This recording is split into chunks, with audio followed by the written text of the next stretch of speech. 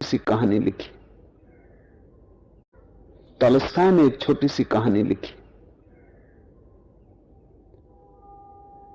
मृत्यु के देवता ने अपने एक दूत को भेजा पृथ्वी पर।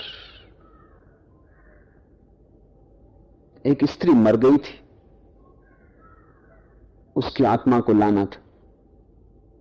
देवदूत आया लेकिन चिंता में पड़ गया, क्योंकि 3 छोटी छोटी लड़कियां जुड़वा, एक अभी भी उस मृत स्त्री के स्तन से लगी, एक चीख रही, पुकार रही, एक रोते रोते सो गई है, उसके आंसू उसकी आंखों के पास सूख गए। 3 छोटी जुड़वा बच्चियां और स्त्री मर गई, और कोई देखने वाला नहीं। पति पहले मर चुका है, परिवार में और कोई भी नहीं है। इन 3 छोटी बच्चियों का क्या होगा? उस देवदूत को यह ख्याल आ गया तो वो खाली हाथ वापस लौट गया। उसने जाके अपने प्रधान को कहा कि मैं न ला सका हूं, मुझे क्षमा करें, लेकिन आपको स्थिति का पता ही नहीं। 3 जुड़वा बच्चियां हैं, छोटी छोटी, दूध पीती, एक अभी भी मृत स्तन से लगी है, एक रोते रोते सो गई है, दूसरी अभी चीख पुकार रही है। हृदय मेरा ला ना सका। क्या ये नहीं हो सकता कि इस स्त्री को कुछ दिन और जीवन के दे दिए जाएं, कम से कम लड़कियां थोड़ी बड़ी हो जाएं, और कोई देखने वाला नहीं। मृत्यु के देवता ने कहा, तो तू समझदार हो गया, उससे ज्यादा। जिसकी मर्जी से मौत होती, जिसकी मर्जी से जीवन होता, तो तूने पहला पाप कर दिया और इसकी तुझे सजा मिलेगी। और सजा यह है कि तुझे पृथ्वी पर चले जाना पड़ेगा, और जब तक तू 3 बार ना हंस लेगा अपनी मूर्खता पर, तब तक वापस ना आ सकेगा। इसे थोड़ा समझना, 3 बार ना हंस लेगा अपनी मूर्खता पर, क्योंकि दूसरे की मूर्खता पर तो अहंकार हंसता है। जब तुम अपनी मूर्खता पर हंसते हो तब अहंकार टूटता है। देवदूत को लगा नहीं, वो राजी हो गया दंड भोगने को, लेकिन फिर भी उसे लगा कि सही तो मैं ही हूं, और हंसने का मौका कैसे आएगा। उसे जमीन पर फेंक दिया गया। एक चम्हार सर्दियों के दिन करीब आ रहे थे और बच्चों के लिए कोट और कंबल खरीदने शहर गया था, कुछ रुपए इकट्ठे करके। जब वो शहर जा रहा था तब उसने राह के किनारे एक नंगे आदमी को पड़े हुए ठिठुरते हुए देखा। ये नंगा आदमी वही देवदूत है जो पृथ्वी पर फेंक दिया गया। उस चम्हार को दया आ गई, और बजाय अपने बच्चों के कपड़े खरीदने के उसने इस आदमी के लिए कंबल और कपड़े खरीद लिए। इस आदमी पर कुछ खाने पीने को भी ना था, घर भी ना था, छप्पर भी ना था जहां रुक सके। तो चम्हार ने कहा, तुम मेरे साथ ही आ जाओ, लेकिन अगर मेरी पत्नी नाराज हो, जो कि वो निश्चित होगी, क्योंकि बच्चों के लिए कपड़े खरीदने लाया था, वो पैसे तो खर्च हो गए, वो अगर नाराज हो, चिल्लाए,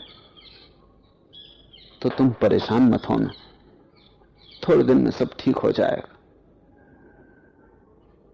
उस देवदूत को लेकर चम्हार घर लौटा। न तो चम्हार को पता है कि देवदूत घर में आ रहा है, न पत्नी को पता है।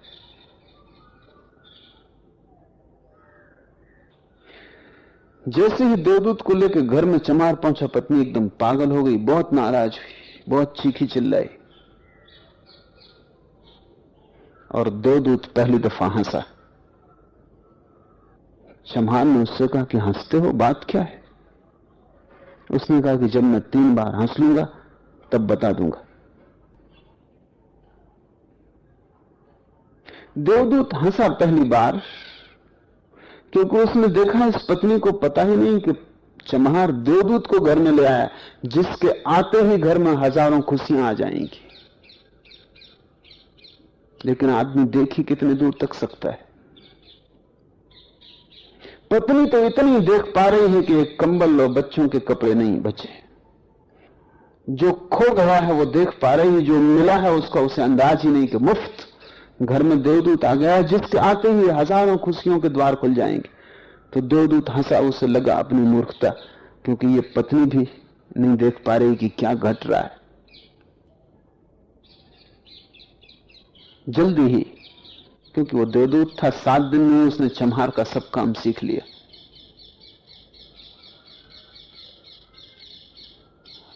और उसके जूते इतने प्रसिद्ध हो गए कि चम्हार महीनों के भीतर धनी होने लगा। आधा साल होते होते तो उसकी ख्याति सारे लोक में पहुंच गई कि उस जैसे जूते बनाने वाला कोई भी नहीं, क्योंकि वो देवदूत जूते बनाता था। सम्राटों के जूते वहां बनने लगे, धन अपरंपार बरसने लगा।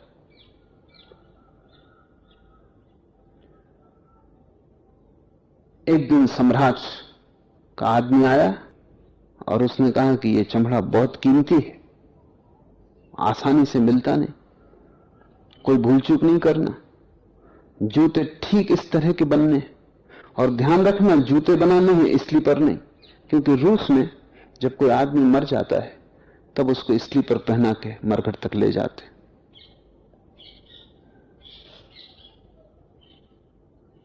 चम्हार ने भी देवदूत को कहा कि स्लीपर मत बना देना, जूते बनाने स्पष्ट आज्ञा और चमड़ा इतनी, अगर गड़बड़ हो गई तो हम मुसीबत में फंसेंगे।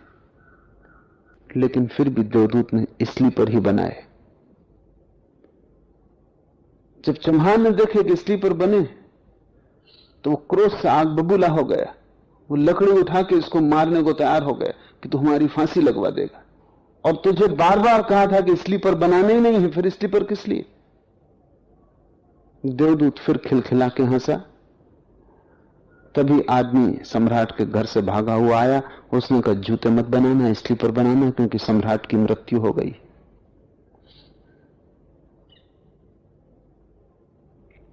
भविष्य अज्ञात है, सिवाय उसके और किसी को ज्ञात नहीं।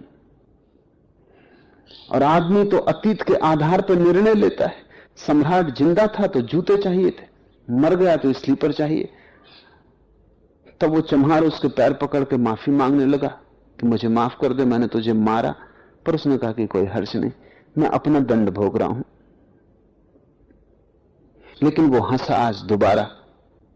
चम्हार ने फिर पूछा कि हंसी का कारण। उसने कहा जब मैं 3 बार हंस लूं। दोबारा हंसा इसलिए कि भविष्य हमें ज्ञात नहीं है, इसलिए हम आकांक्षाएं करते हैं जो कि व्यर्थ है, हम अभिप्साएं करते हैं जो कि कभी पूरी नहीं होंगी, हम मांगते हैं जो कभी नहीं घटेगा क्योंकि कुछ और ही घटना तय है। हमसे बिना पूछे हमारी नियति घूम रही है और हम व्यर्थ ही बीच में शोरगुल मचाते हैं। चाहिए स्लीपर और जूते हम बनवाते हैं। मरने का वक्त करीब आ रहा है और जिंदगी का हम आयोजन करते हैं।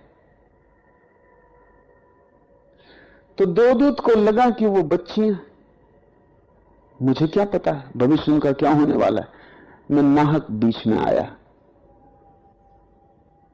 और तीसरी घटना घटी कि एक दिन 3 लड़कियां आई जवान, उन तीनों की शादी हो रही थी और उन तीनों ने जूतों के आर्डर दिए कि उनके लिए जूते बनाए जाएं। एक बूढ़ी महिला उनके साथ आई थी जो बड़ी धनी थी। देवदूत पहचान गया ये वे ही 3 लड़कियां हैं जिनको वो मृत मां के पास छोड़ गया था और जिनकी वजह से दंड भोग रहा है। वे सब सुंदर हैं, स्वस्थ हैं। उसने पूछा कि क्या हुआ, ये बूढ़ी औरत कौन है। उस बूढ़ी औरत ने कहा कि मेरे पड़ोसन की लड़कियां हैं। गरीब औरत थी, उसके शरीर में दूध भी न था, उसके पास पैसे लगते भी ना थे और 3 बच्चे जुड़वा, वो इन्हीं को दूध पिलाते पिलाते मर गई। लेकिन मुझे दया आ गई, मेरे कोई बच्चे नहीं है और मैंने इन तीनों बच्चों को पाल लिया। अगर मां जिंदा रहती तो ये तीनों बच्चे गरीब, भूख और दीनता और दरिद्रता में बड़ी होती। मां मर गई इसलिए ये बच्चियां तीनों बहुत बड़े धन वैभव में, संपदा में पली। और अब उस बूढ़ी की सारी संपदा की यही 3 मालिक हैं। इनका सम्राट के परिवार में विवाह हो रहा है। देवदूत तीसरे बार हंसा और चम्हार को उसने कहा कि ये 3 कारण हैं। भूल मेरी थी, नियति बड़ी है और हम उतना ही देख पाते हैं जितना देख पाते हैं। जो नहीं देख पाते वो बहुत विस्तार है उसका, और हम जो देख पाते हैं उससे हम उसका कोई अंदाज नहीं लगा सकते जो होने वाला है, जो होगा। मैं अपनी मूर्खता पर 3 बार हंस लिया हूं, मेरा दंड पूरा हो गया और अब मैं जाता हूं। नानक जो कह रहे हैं वो ये कह रहे हैं कि तुम अगर अपने को बीच में लाना बंद कर दो तो तुम्हें मार्गों का मार्ग मिल गया, फिर असंख्य मार्गों की चिंता न करनी पड़ेगी। छोड़ दो उस पर, वो जो करवा रहा है, जो उसने अब तक करवाया है उसके लिए धन्यवाद, जो अभी करवा रहा है उसके लिए धन्यवाद, जो वो कल करवाएगा उसके लिए धन्यवाद। तुम बिना लिखा चेक धन्यवाद का उसे दे दो, वो जो भी हो तुम्हारे धन्यवाद में कोई फर्क ना पड़ेगा। अच्छा लगे बुरा लगे, लोग भला कहें बुरा कहें, लोगों को दिखाई पड़े दुर्भाग्य या सौभाग्य, ये सब चिंता तुम मत करना।